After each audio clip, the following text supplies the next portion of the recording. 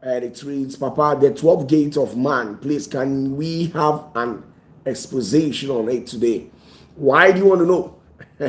You see, some of you people, the little information that I'll tip you on this particular channel, you want me to give you everything. Hey, Babu, once again, thank you very much for your kind gestures. I really appreciate it when what you did for me the other time. I really appreciate it. Thank you very much. Okay, so let's move on. Ronnie Joseph says, I'm going to Ghana December if God willing. Okay, well, are you trying to tell me that you're coming to Ghana in this month or this very year, 2026 December? Now, in case if you are coming to Ghana in the month December, then get yourself prepared, because on the 29th of December 2026, we'll be having a very big crusade, and I want you to partake in that particular crusade. Okay, so get yourself prepared. On the 29th of December 2026, it's happening live in Kumasi at Brony Krum, to be precise, at my new residence. Right, I have so many residents, but I think that's the new one that you people know. Okay, now let's move on. Very soon we will be disclosing the location. We'll be giving you a GPS to that location, so get that in mind. Now let's move on to another question coming from my one and only. Says, if your mom is in heaven and you happen to go to heaven, will you see each other? Well, it depends. It depends, my dear. It depends. Maybe your mom would have probably attained to the highest level. You see, most of you have this perception that the heaven that we have been speaking about, it's a single place. That's how some of you, most of the things that when you were growing up, the things that you were taught, you were made to believe that when you go to heaven, you're going to meet your mom, your dad, your sibling, or anybody who probably goes to heaven as well. But in reality, that's not the case. There are degrees, there are levels in the heavenly realm. There are some of them, because of the level of their righteousness, they will climb further to the highest, to the apex. And some of them too, they will have access to heaven due to one or two reasons, but their level of righteousness was not up to standard. So we have designed a proper place for those people, right? So every level of righteousness has a place that those people will go. That is why I keep on telling you people that you must try as much as possible to achieve it all here on earth. Try and get everything. So your mom could be in 4th dimension, 6th dimension, or even in the 7th realm, like how Enoch had the opportunity to ascend to the 7th dimension when he was literally transfigured from the human realm or from the flesh to become a luminous being who possesses a higher authority in the higher realm. You can also attain to that height. You can also achieve that.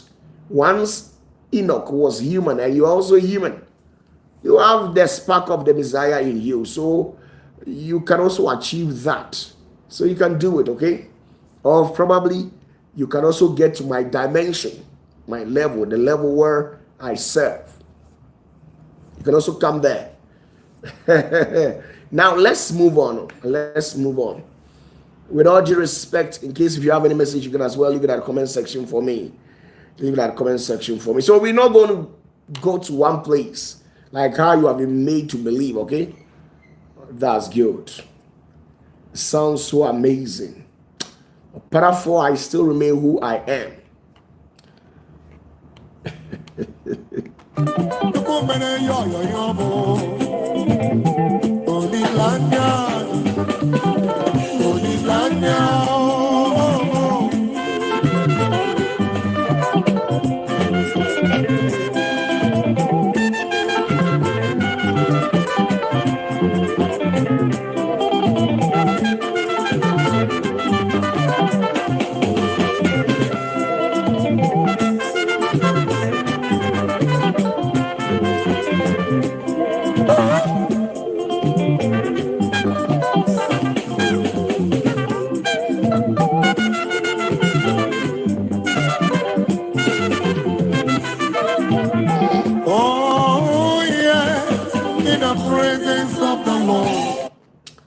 Now we have a wonderful message coming from our own brother Victor, and it reads, please, would every soul that goes to Gehenna get an opportunity to repent? If yes, does that mean one can be wicked on earth and still repent in Gehenna and gain salvation to heaven? You must understand that it's not everybody that can repent in Gehenna, irrespective of what they will do to those people. There are some souls here on earth who have probably crossed the Rubicon, and those souls, they can't get salvation. Okay, so you must understand that.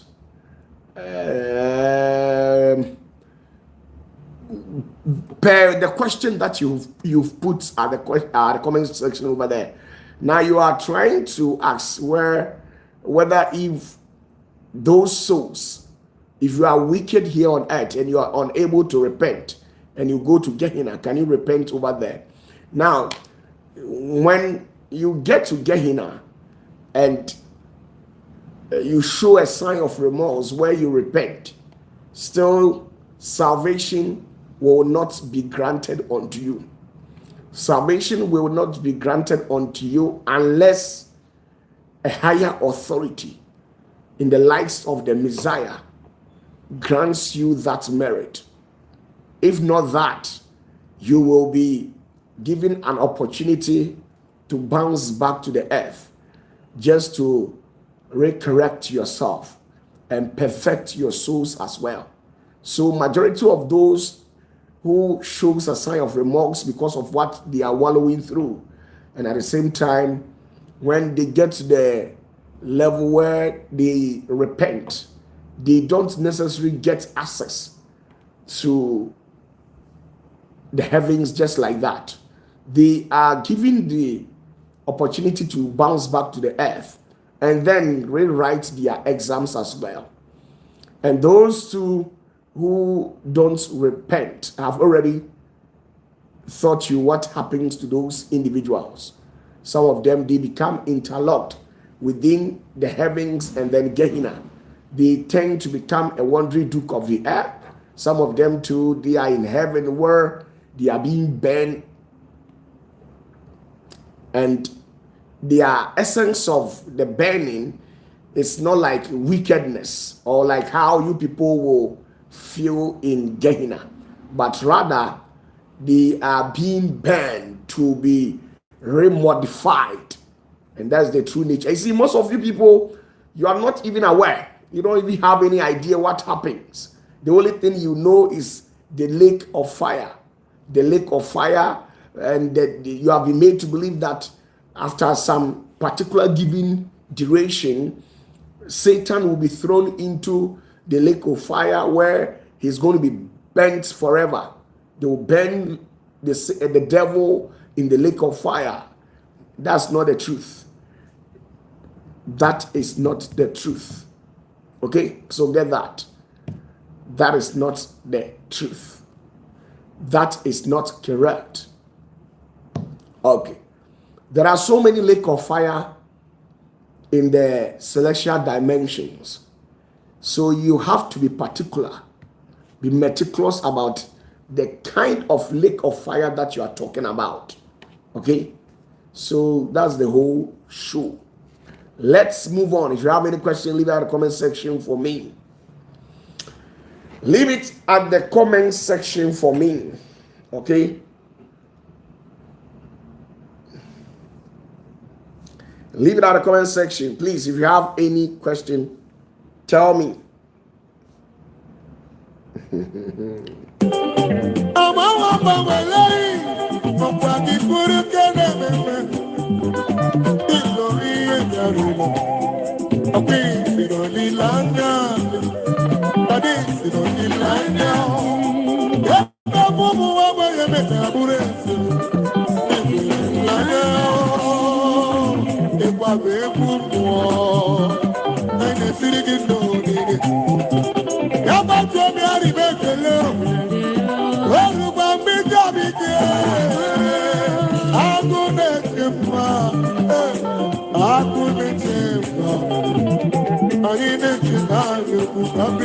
You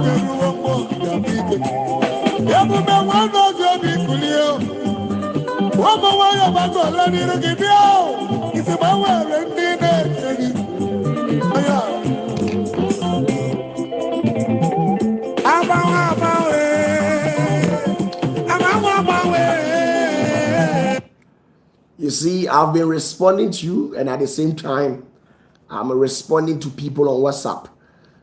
People have been sending me messages on WhatsApp as well. You see, some of you have the perception that when you don't repent, when you die, you go to hell, and once you go to hell, you're going to be the Holy One is going to burn you forever. That's exactly what you have been made to believe. Well, that is not correct. There are processes that you go through, okay? I'm OPATAFUOR, just believe me.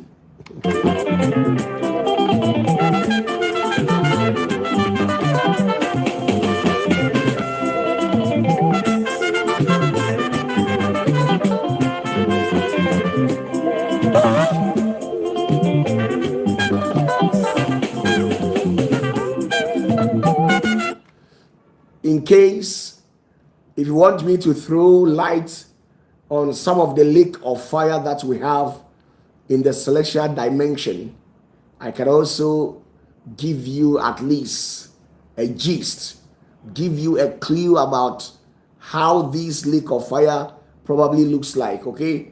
And then explain it into details and give you their functions. If you want it, I can give it to you. But I will not go into details. I will at least give you the brief effigy of it.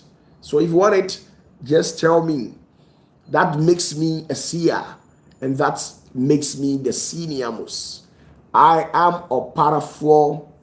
Now, Japheth said, please, Prophet, if we reincarnate and start over without remembering how to fix the mistakes of our past life.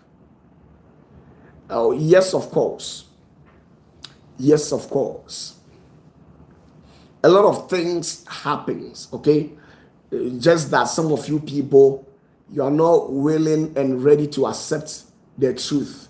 So the only thing that we, the seers of this world, can do to you is to allow you to wander about. And once you kick the bucket, you go and meet your masters over there. Okay, so if you are willing, we can give you a gist. My Mary Magdalene says, what are the activities in heaven? Activities like what? Tell me. What do you want to know about the celestial dimension? What exactly do you want to know? Tell me. Activities like what? Activities like what? A lot of things happen in the celestial realm. So, what are the sort of activity? In your definition for activities, what are you trying to tell me? Okay.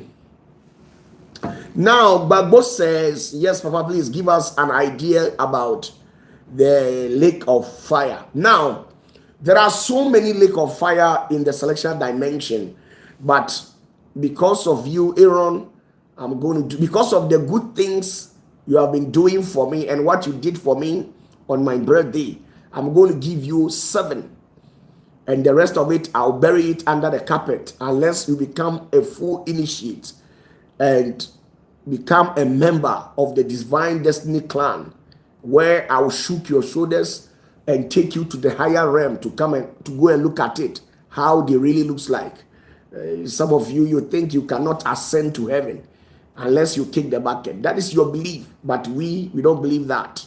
We have the capacity, we have the power to ascend to the higher realms, to have a vivid look at some of the things that we see. Okay, that is me. That makes me who I am. Still, I don't get it. Okay, Mary Magdalene, go deeper. Their work like how? Because you know that in a hierarchical form, there's what we call organogram. In the celestial dimension, we have what we call organogram. So, okay, you are talking in respect of their daily routines. Okay, I see. Now, let's move on to our beloved brother. Once I'm done with your question, I'll move on to the daily routines as how she has inquired. Okay, now our brother Aaron Bagbo says, yes, Papa, please give us an idea about the lake of fire. Now, there are so many lakes of fire in the celestial dimension, but with all due respect, I'll give you 7. And the first one is what we call, we have the Esh Hakesi. Esh Hakesi. Esh Hakesi. Now, when we say Esh Hakesi, what do we mean? We are talking about the fire right in the presence of the throne, or the fire that comes out of the throne. Now, when you read Ezekiel, please check your Bible. I want to show you something in the Bible. You know, I'm a type that I don't go about talking just like that.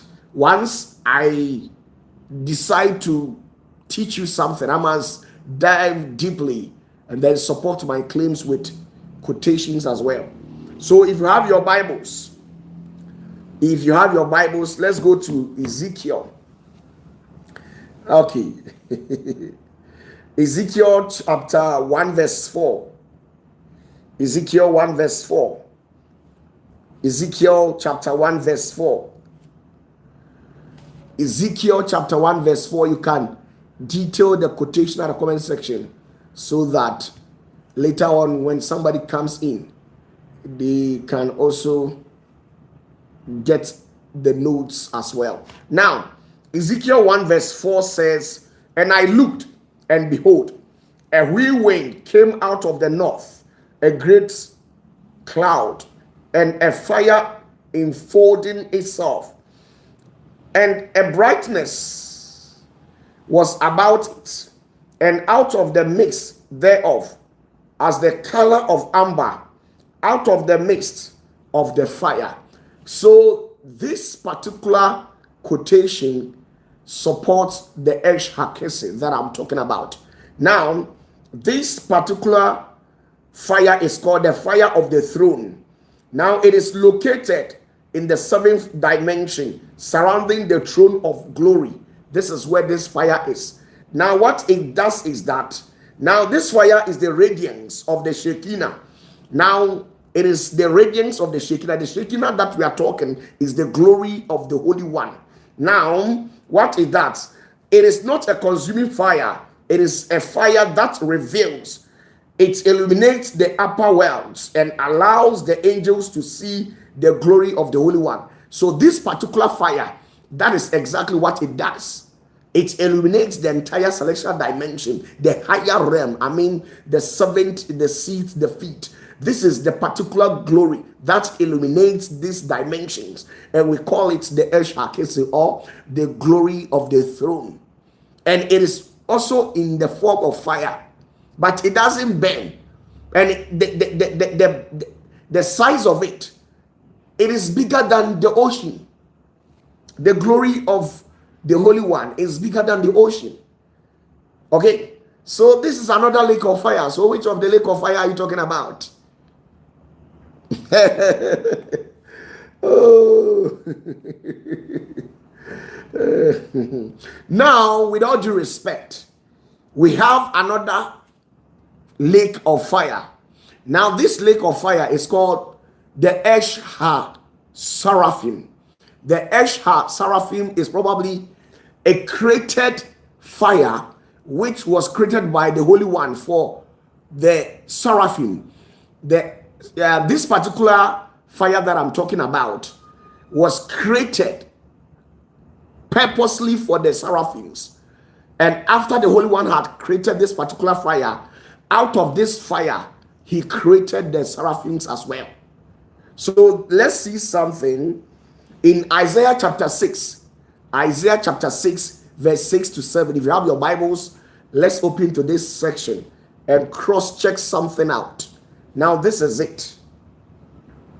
Isaiah chapter 6, verse 6 to 7. Isaiah chapter 6, verse 6 to 7. If you have your Bibles, please, with all due respect, you can also cross-check it for me. Now, this is, it says, then flew one of the seraphims unto me, having a living coal. The coal in this context is fire. Like how when you set on a blaze firewood, after it had burned, the result of it is what we call an ember. In case those of you, if you don't know what you call as ember, the Akan speaking community, when we say ember, ember means jansrama. What you say? So this you can say ember, as you say jansrama. So ember, the seraphs picked an ember from this lake of fire and touched the mouth of Isaiah. The reason why they did that was because Isaiah was not clean. He was not righteous.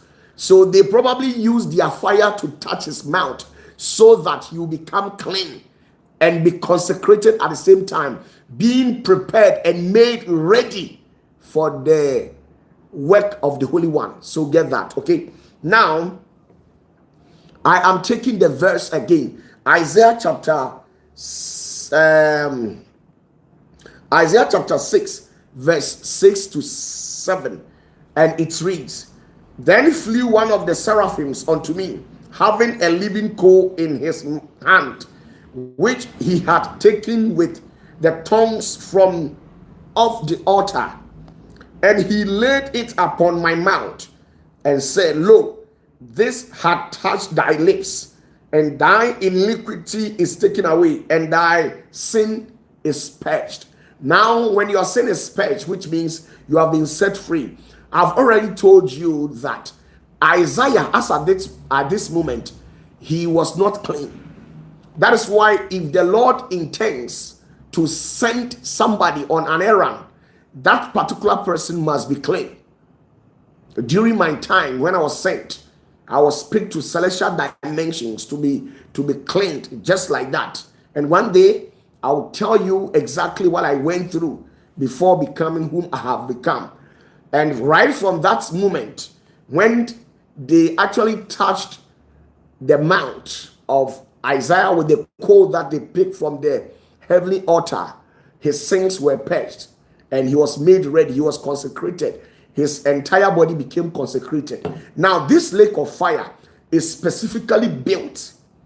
It was created by the Holy One and purported for the seraphims. Out of that fire, he created the seraphim.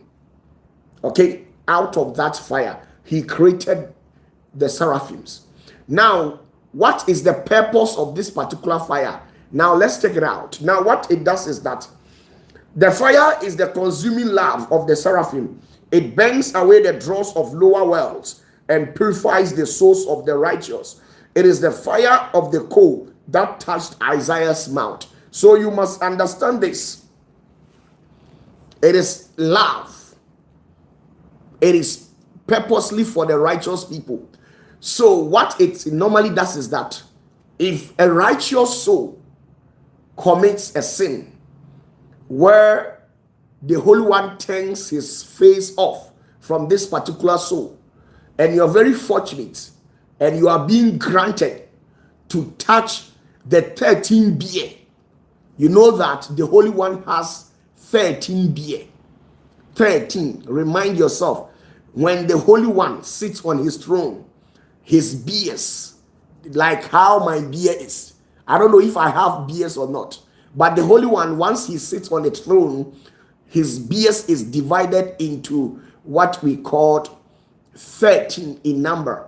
Now, if you are able to touch the 13 beer of the Holy One, then you are granted the opportunity to be taken to this particular lake of fire. Now, when you get to this lake of fire, they will throw you into it. And once they throw you into it, they will bath your soul. When they bath your soul, your sins will be purged off. Then you become clean. Or if any of the angels sin or commit a crime, now if they are about to be casted away at the lower worlds, now at the higher worlds, remind yourself that there is no forgiveness of sin. In the seventh dimension, the seed dimension, the seed, which is probably a judicial dimension, there is no forgiveness of sin over there. In the seventh dimension, there is no forgiveness of sins over there. They all operate by a given rule, and then they all carry themselves by the act of discipline. No love over there.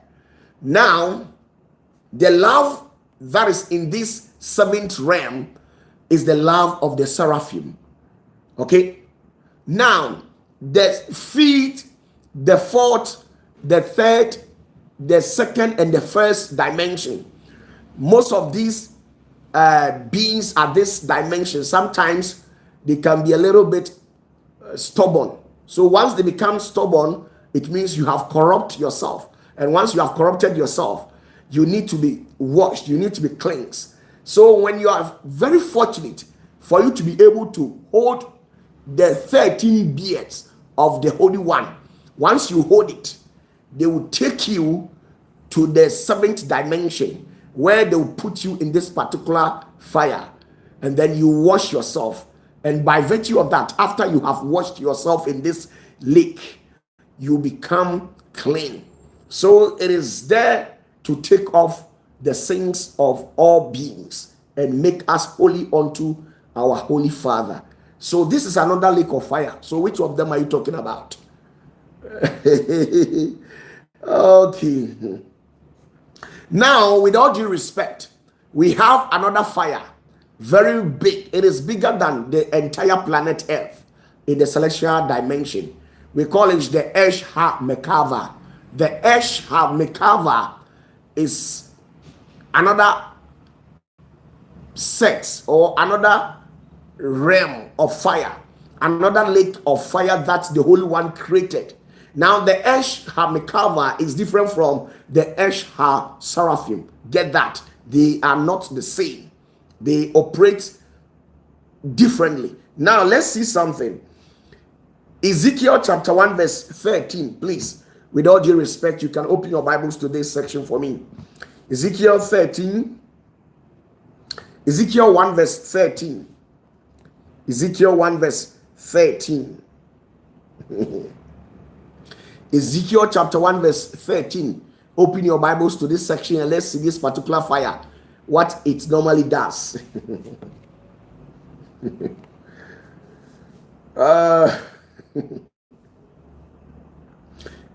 Please, have you opened to Ezekiel chapter 1 verse 13? Please, I am reading it. And it reads, "As for the likeness of the living creatures, their appearance was like burning coals of fire, and like the appearance of lamps. It went up and down among the living creatures, and the fire was bright, and out of the fire went forth lightning." So this particular fire was created for the living creatures. The living creatures, the amofro atiasifo banan no. Atiase, enti seraphim ejano e different from atiasifo banan no. Atiasifo banan so wo mu ja awurade akreti amo. Seraphim fo jano atiasifo banan nko enkodware. Now the Esh Ha-Mekava is probably the living creatures. What do they use this particular fire to do? Now, what is that is that this is the fire. It is the motion of the Mekava. It is the fire that enables the orphaning to move and the chariots to run and return. It is the fire of the divine providence. Okay, the fire of divine providence. You understand what providence means? Or if you don't understand, you can also Google it out and check things. Okay, now I have read it to you. So this particular fire, it sustains the living creatures. It helps them to propel the wheels which carry them from everywhere. You know that Bible says that the prophet Elijah ascended in a Mekava, a wheel of fire took the prophet Elijah to the entire heaven, or the zenith of heavens. That is exactly where he went. Now, how was he able to ascend in the Mekava to the zenith of heavens? The prophet Elijah was able to ascend to the zenith of heavens through the Mekava, or the chariot, which is the living creatures, by the help of these particular fire. Without this fire, the entire celestial beings can't teleport. You know, when it comes to the issues of these spirit entities, they deals with teleportation. In a glance, they will teleport to this end. In a glance, they teleport to the other end.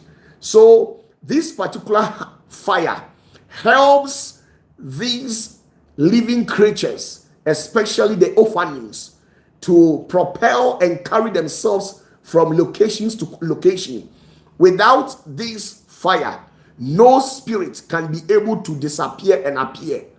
The Holy One is able to move from one location to another location because of this particular fire. So this particular fire, it's like a motion, a locomotive substance. It helps. Okay? So it helps in the movement of all the celestial beings. So the movement of all celestial beings who probably teleport from one point to the other, they are able to do so by the help of this particular fire. And it's bigger than the planet Earth. Their source of power, in the process of moving, their source of power is derived from this particular ocean of fire. Okay, so I think that's the number 10. Now we have another fire, the fire that we have a sample in the Gehenna that burns away sins and shatter the human flesh, so that the Holy One will be able to get hold of the spark of the Messiah in you, to which you have corrupted with your evil deeds. So this particular fire is called the Esh Hadin. The Esh Hadin, it simply means the fire of judgment. The fire of judgment. Now you can get this in Deuteronomy chapter 32 verse 22. Deuteronomy chapter 32 verse 22. Please, with all due respect, you can open your Bible to this section and check it out yourself. Deuteronomy chapter 32 verse 22. Verse 22, okay? Please write the quotation at the comment section for me. Write the quotation at the comment section for me. Guild, Ivadubai, bless you as well. Now, Deuteronomy chapter 32 verse 22, and this is it. It says, "For a fire is kindled in my anger, and shall burn unto the lowest hell, and shall consume the earth with her increase, and set on fire the foundation of the mountains." So in this context, you see that the Holy One is saying that because he has wasted his time in creating you, giving you an opportunity to come to this world, and after he created you, you came to the world, experience all walks of life, and at the end of the day, you never gave glory to the Holy One. You navigated to a wayward life where you came to this planet Earth to live your life just like that. So because of that, once you kick the bucket, you'll be thrown to Gehenna. And once you go to Gehenna, this particular fire will be kindled. And then once it's been kindled, you'll be thrown into this fire, and it will burn you and shatter your flesh into pieces. And once it shatters your soul, your spirit, it will be able to squeeze out the spark of the Messiah that was planted into you before coming to this world, so that the spark will return to the Holy One. So this particular fire is there. This is the particular fire that you people always misinterpret it. There's a lot of misconception about this particular fire. you've turned this particular fire as hell, where most of the people think that it is the lake of fire where the devil will be thrown into it and burn forever. Please, with all due respect, this particular fire does not burn till eternity. What it does is that it purifies in Gehenna and squeeze out the spark of the Holy One out of you, even though it is painful. That is why you are not meant to be burnt till eternity, but rather you are meant to wallow through the pain for only 12 months. Okay, so get that. Now the fire of judgment, which is the Esh Hadim, the fifth heaven, the chamber of judgment. This fire is of the severity of the Gevura. It is the fire that punishes the wicked and purifies the souls in Gehenna. It is not a finger of anger. It is a fire of truth. So you must get that, okay? You must get that.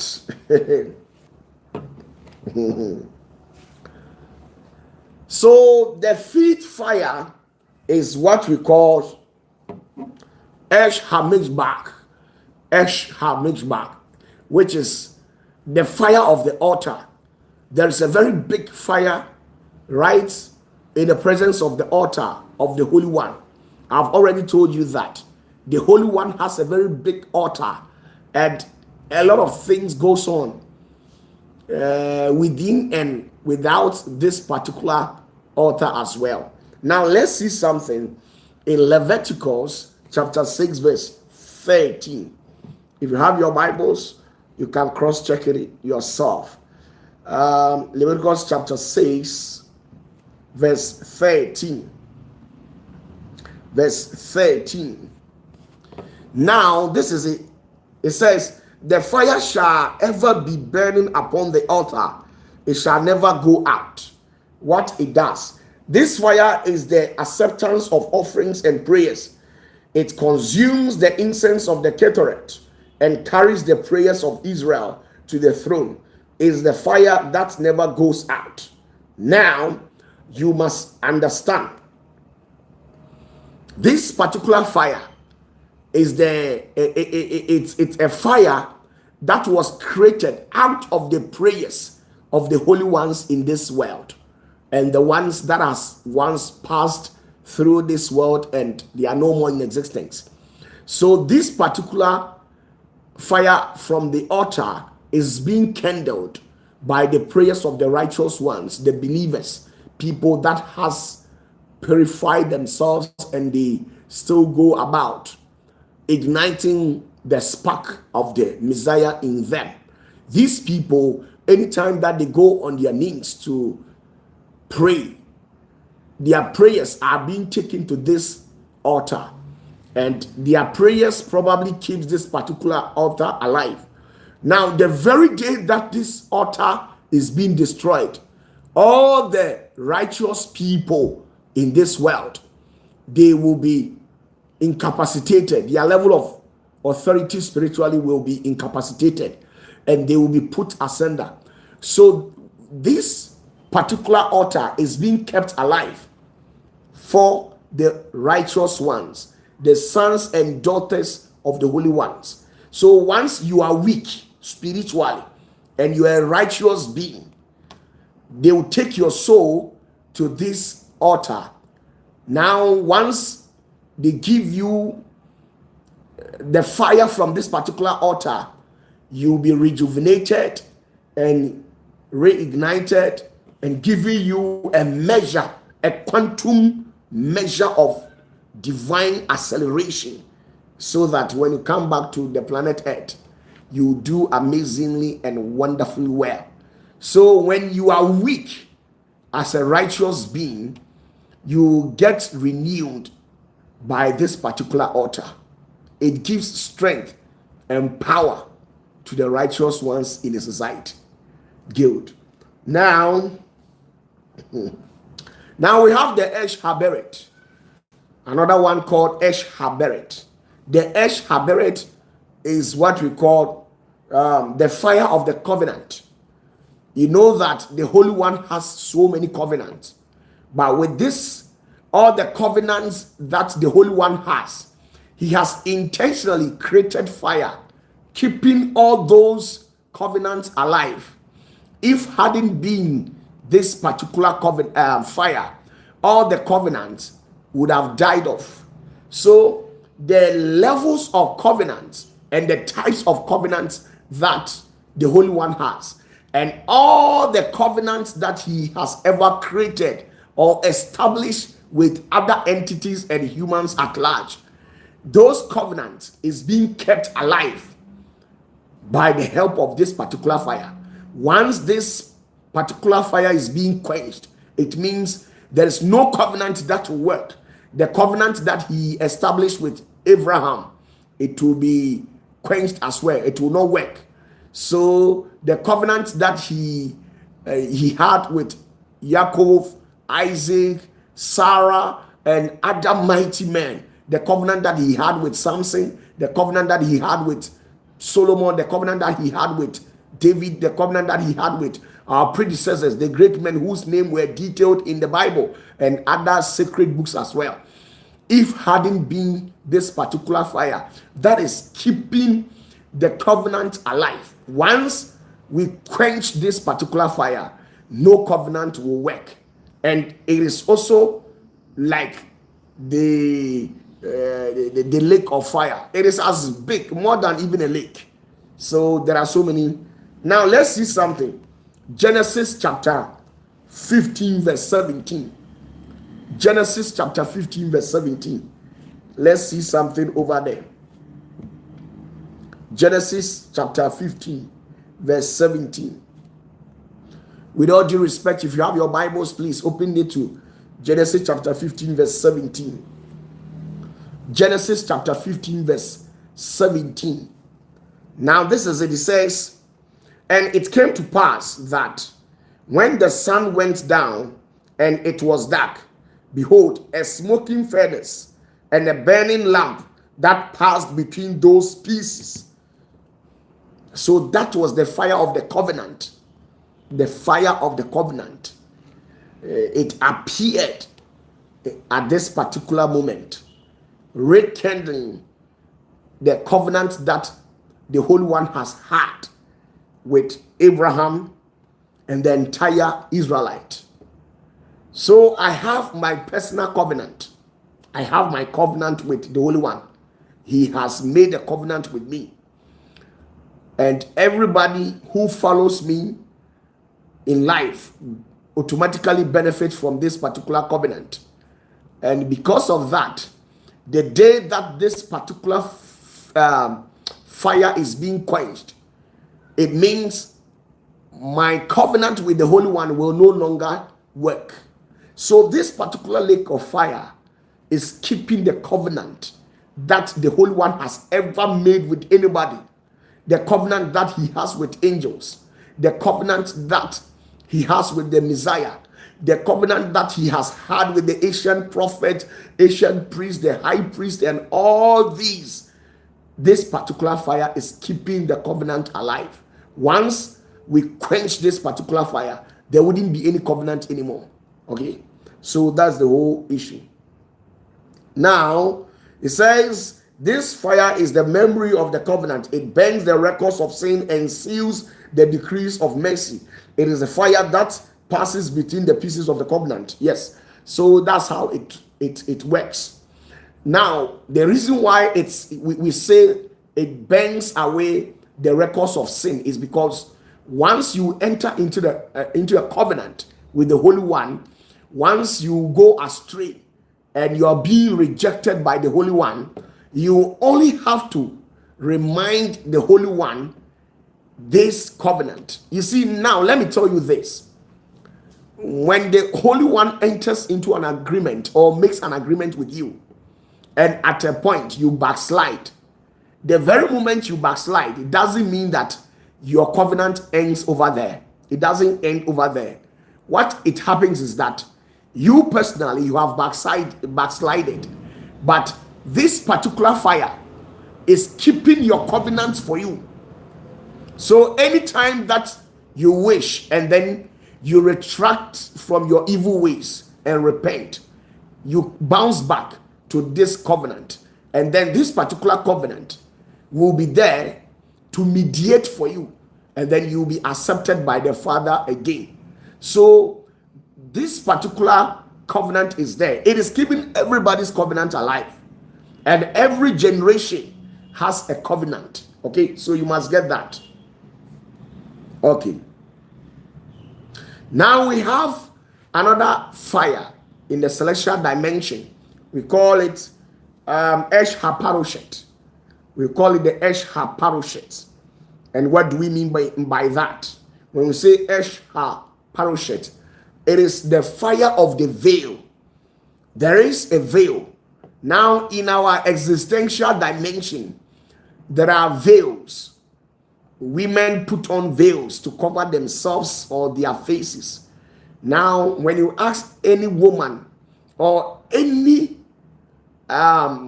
ethnic group that usually authoritates men or women to put on veil, they have their reasons. Now we have a veil of fire in the celestial dimension. Okay, now what does it that what exactly does it do? Now let's see something from Exodus chapter 26 verse 31, and right after that I will explain it to you. Please open your Bibles to Exodus chapter 26 verse 31. I will probably explain it to you. Okay, Exodus.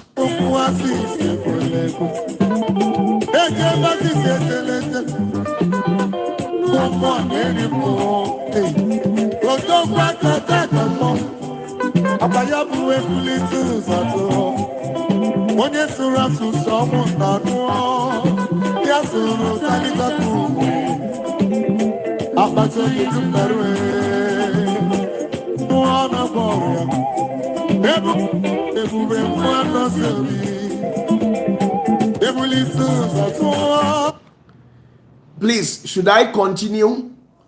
Okay, I think you people are gradually grabbing what I'm telling you people. Now let's move on. The Esh HaParoshet is translated into the English language as the fire of the veil. And what exactly does it do? Where will we get this particular veil that I'm talking about? Now, Exodus chapter 26 verse 31, and it reads, "And thou shalt make a veil of blue." Listen to me. Thou shalt make a veil of blue and purple and scarlet and fine twine linen of cunning work. With cherubims shall it be made. Okay, so this veil in this earthly realm, the veil in this context was probably an instruction that the Holy One gave to Moses to actually produce. The reason why he gave that instruction was because when you enter into the Holy of Holies, there was a veil. The veil is in the form of curtain. This particular fire, now we have the same verse in the celestial dimension, and this particular veil, it is in the form of fire.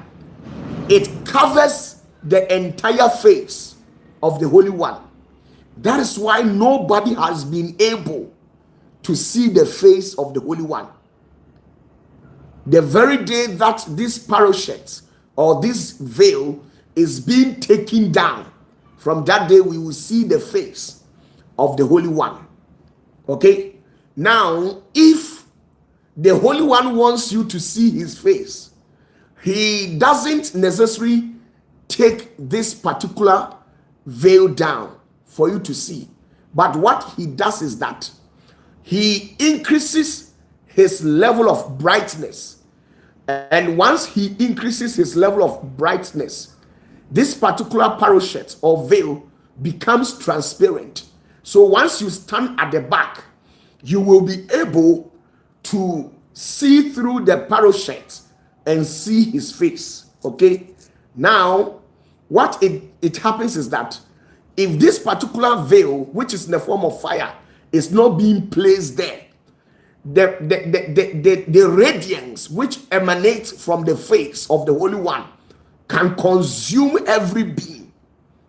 If seraphim, if any angel or any human soul or anything created by the Holy One, if you stand face to face with the Holy One without the help of this particular veil, or what we call as parachute, it will consume you alive.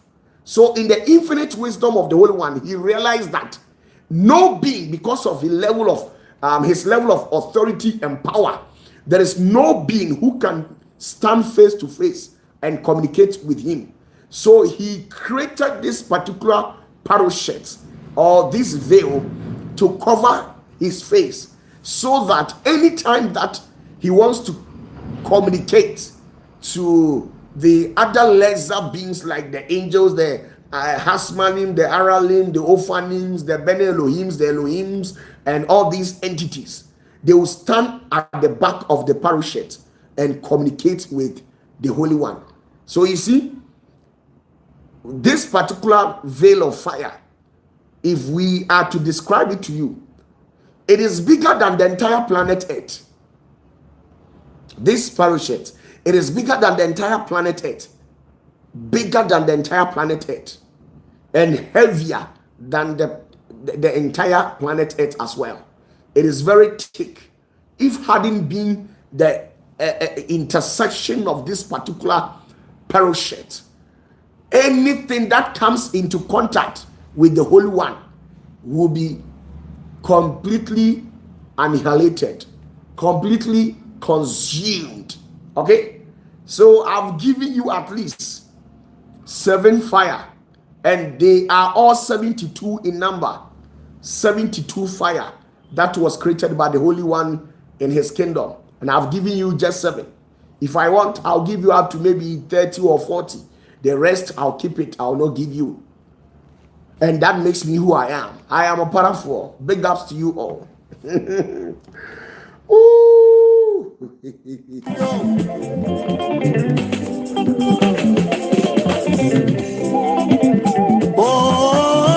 So when you read Exodus chapter 26 verse 31, the reason why the Holy One instructed them to make this was because his glory was coming to live in the temple, where we call it as the Holy of Holies. So he probably instructed them to make a veil, so that anytime that he descends and sits on the throne in the Holy of Holies, the people or the priests, those who are very fortunate to enter into this Holy of Holies, can't have a direct contact with him. They will stand in front of the curtain, or which is probably the parachute, and communicate with him. Okay, because the angels who carries this particular glory around, they are not ordinary angels that we humans are to have contact with. Anybody who makes contact with these particular angels who carry along, anytime they journey with the Holy One, anyone who comes into contact with these seraphims, it is very fatal, and you'll be incinerated at once, just like that. They are too powerful, too dangerous. You see, the face of the Holy One, his radiance, how eminent it is and how powerful, the voltage of his glory, it is more dangerous than the sun. It is more powerful than the sun. And do a research yourself. Do a research yourself and check the level of the fire that is the voltage that the sun carries. You can do a research on it yourself and compare to what I'm saying.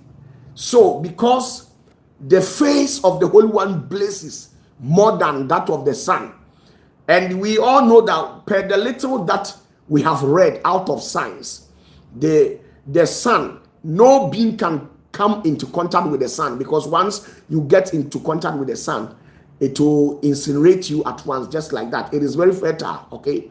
It is fatal. It will kill you just like that.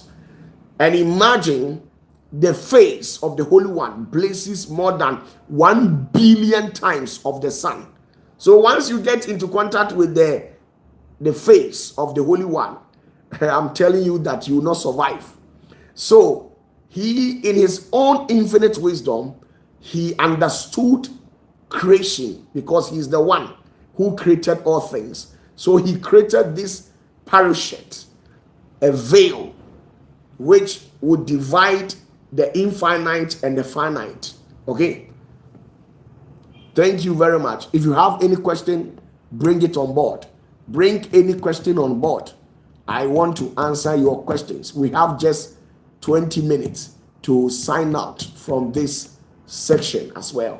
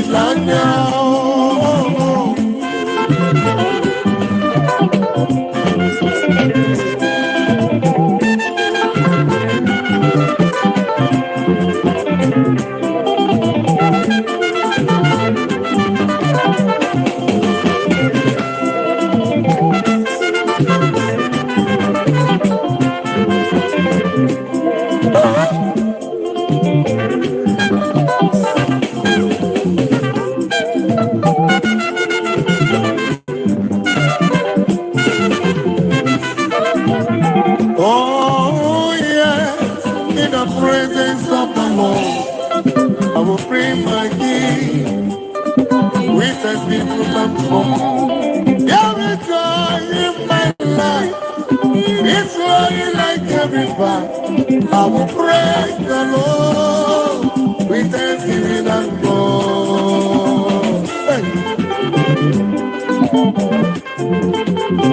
Oh, yes, I'm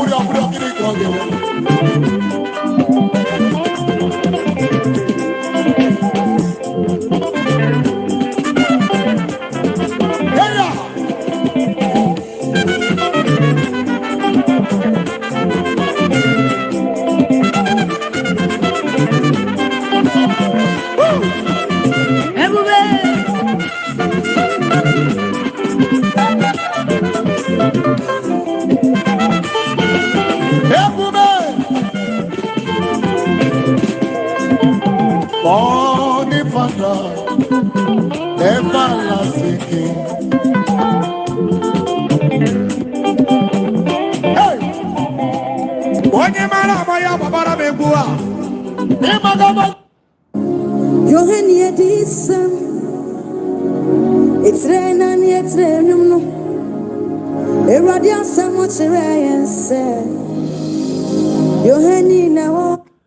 Please, with all due respect, don't you have questions?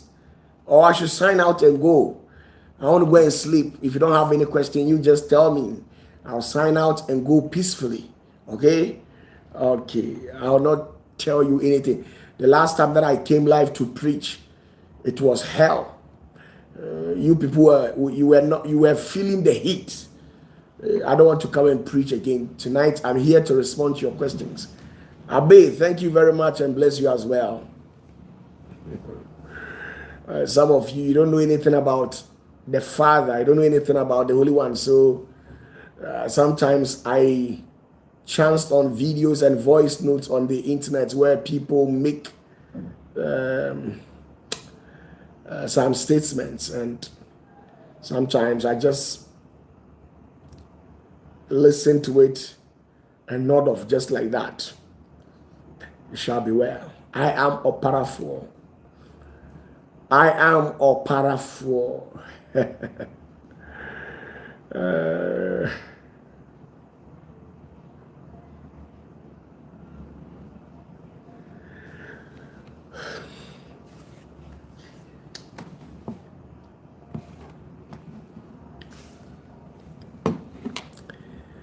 Eva, let me tell you the truth. Cancer can never take you down. Trust the voice. Cancer can never take you down.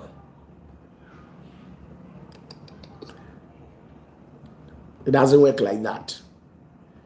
Sickness doesn't take anything that belongs to me. The devil doesn't destroy anything that belongs to me, and that makes me OPATAFUOR. Do you know how the Holy One prepared me?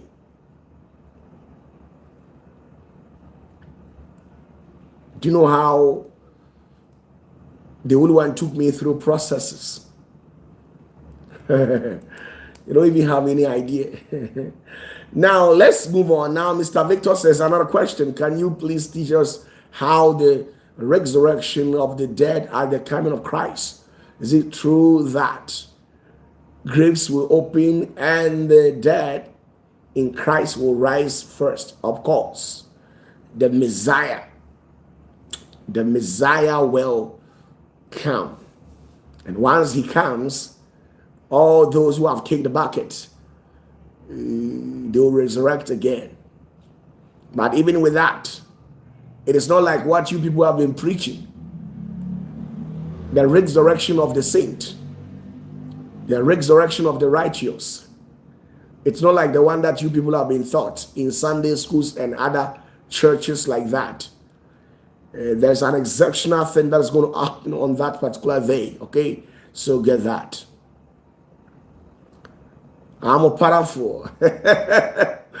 Oh my goodness, Eva, nobody can take you down unless I decide to say maybe I'm not going to help you with that.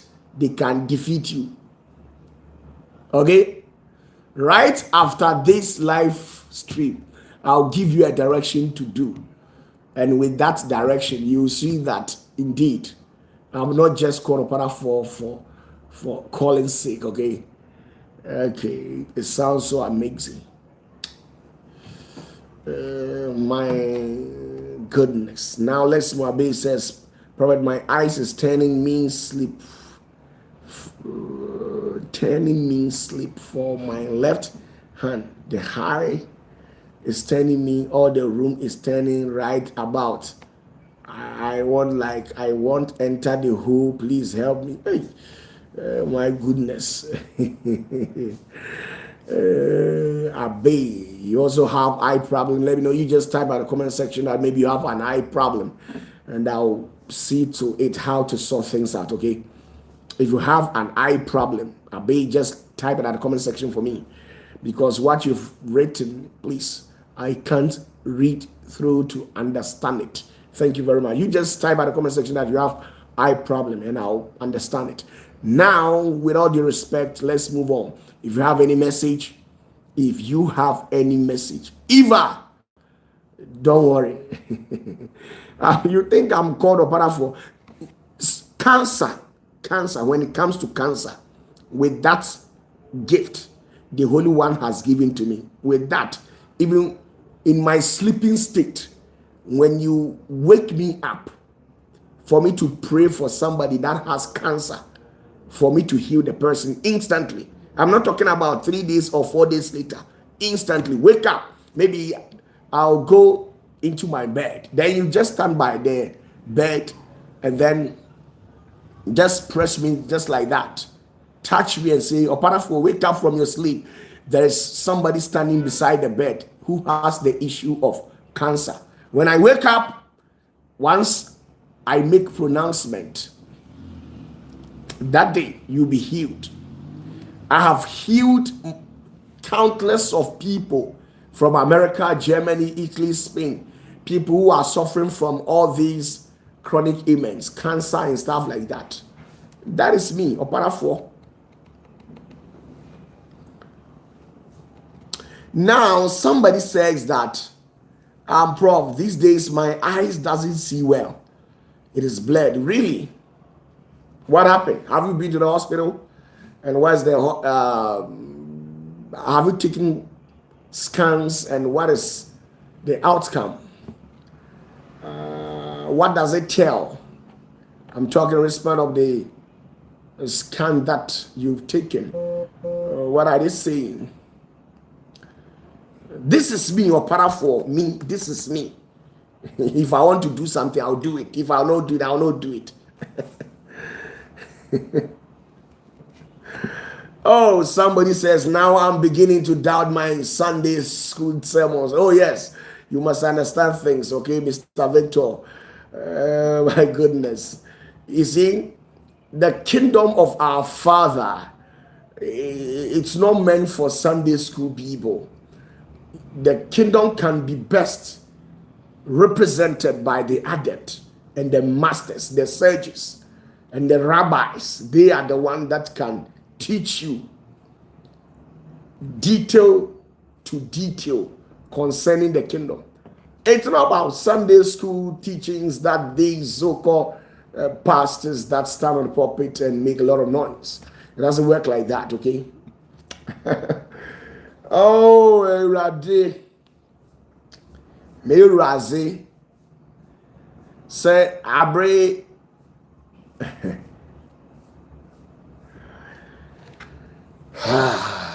Okay.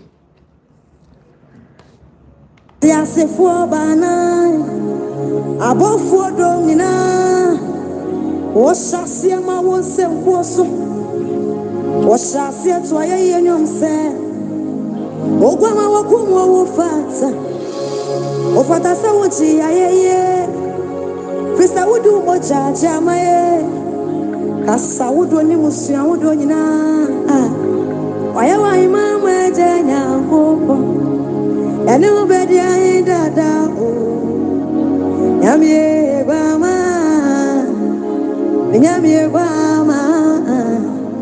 o nyamie gwama okuwo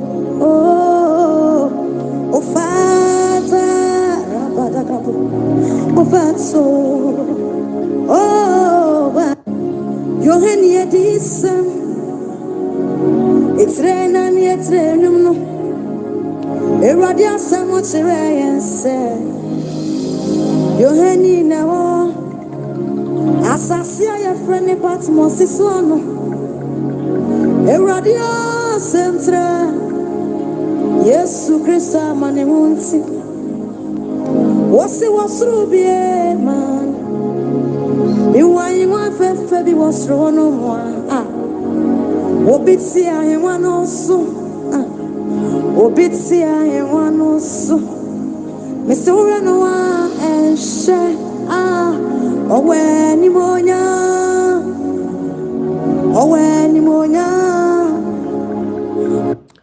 Now Ebenezer Jr. says, I humble myself before you, my father. In 2 years, 2 siblings have passed on, and information from my first says 3 more siblings to die in the next 3 years. Please come to my aid. You must understand that you must declare that I belong to OPATAFUOR. And once you belong to OPATAFUOR, who dares? Nobody can kill you. Just get a virgin oil. If you have virgin oil, you can literally go to any pharmacy, any pharmaceutical company, or any pharmacy at a nearby location. Just get a bottle of virgin olive oil, release, and then once it's ready, you take it home. When you get home, read Psalm 91 and pray over it. Revoke any evil pronouncement, any decree that is made against your siblings, or any ancestral curse that is hunting you. Once you do that, read Psalm 91 7 times over this bottle of virgin olive oil, and make sure to cover the entire bottle with a white handkerchief. Don't touch the bottle with your bare hands. Just use white handkerchiefs to cover it once you will receive it from the place where you've gone to buy it. Now, once you get home, you just stand up, wake up early at dawn. Let's say 12 o'clock midnight, and read Psalm 91 7 times over this particular bottle of virgin olive oil. Then you pray, revoke and reverse any evil decree or pronouncement that has been made against you and your entire family as well. Now, once you are done with that, what you've got to do is that you just spill a drop on the ground, stand in it with your bare foot, anoint your forehead, anoint you see, when you give birth to a child, there's a hole that is at this place. Anoint that place 3 times. 1, 2, 3. A drop of the virgin olive oil that has been consecrated. Or even if you have my oils with you, that's the best. But in case you don't have my oils with you, just go to the market and get for yourself virgin olive oil. Not the one that is being sold at the market. With that, it is not virgin. There is no virgin at the market. Go to a pharmaceutical company. They have the virgin ones over there. Now, once you get it, after you have taken it through the process that I've just tweeted, what you do is that anoint here 3 times, anoint here 3 times, anoint your lips 3 times, a little drop here 3 times, and that is it. After that, the rest of the bottled water, revoke the curse and tell the spirit entity that is taking the lives of your siblings and everybody, revoke and rebuke that demon and smash the bottle on the ground. And once you smash and the bottle on the ground and it breaks, you declare at that moment that you belong to the family of OPATAFUOR and no demon kills you. That makes me who I am. Now, once you do this, a signal will be channeled to my end. The eagle among the 4 living creatures will pick the information and send to me, and I'll know what to do at that night. I know the squad to send to your end. That makes me nobody, no demon. If they claim they are from occultic society or whatever, let them do it. I'm still there. I'm OPATAFUOR. Okay, now let's move on. In case you have any message, leave it at the comment section for me. Nobody will be entering your shit. No OPATAFUOR. Will be one bit by baby. Okay, now what else? Mary Magdalene, you were trying to inquire about the daily routine of the entire celestial bureaucracy, right? Now let's postpone everything to tomorrow. Okay, I think you want to know something. Okay. Very soon we are left with about, let's say, 4 or 5 minutes, then I'll sign out of this particular section. So once I decide to delve deeply into this, or if I decide to respond to your messages, it will take a little while. Okay, the daily routine of the believers in heaven. Okay, you are not rather trying to ascertain the entire celestial bureaucracy, but rather the daily routine of the believers. Okay, don't worry. If only the believers, let's meet tomorrow. I am OPATAFUOR. I am OPATAFUOR. I am OPATAFUOR.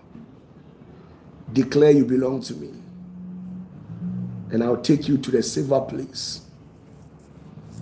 The protections that I have from all dimensions will also be yours. Nobody can kill you.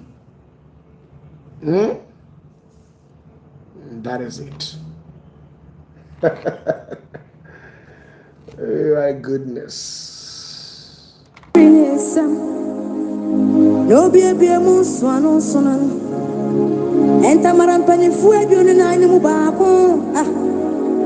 original gase Dwenye menso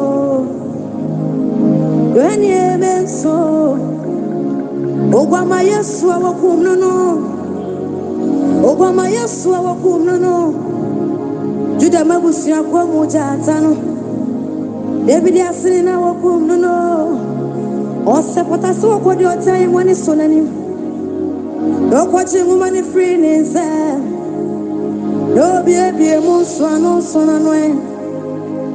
no be a monswano sonano, and Tamara mi wo kwa mebia. What's a senya wakum no? Salute you all tonight. God willing, tomorrow we shall meet. Okay? I love you and respect you as well. May the peace and the blessings of the Holy One be upon you. May you be protected. I release all the angels of protection to come to your aid. Whatever you are going through, in the name of the Messiah, the one who conquered death, the one to whom, if hadn't been his grace, the world would have collapsed. May you be shielded.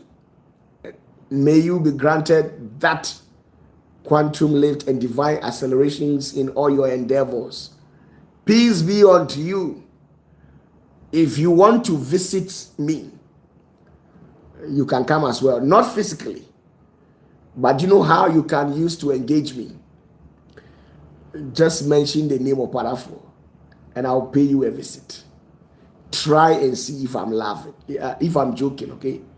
Try and see. I can pay you a visit. If you like life or in a trance or in a vision, tell me. How do you want it? Just tell me. I am OPATAFUOR. I've been blessed beyond. You might not be able to understand me, but one day you will understand me. Okay?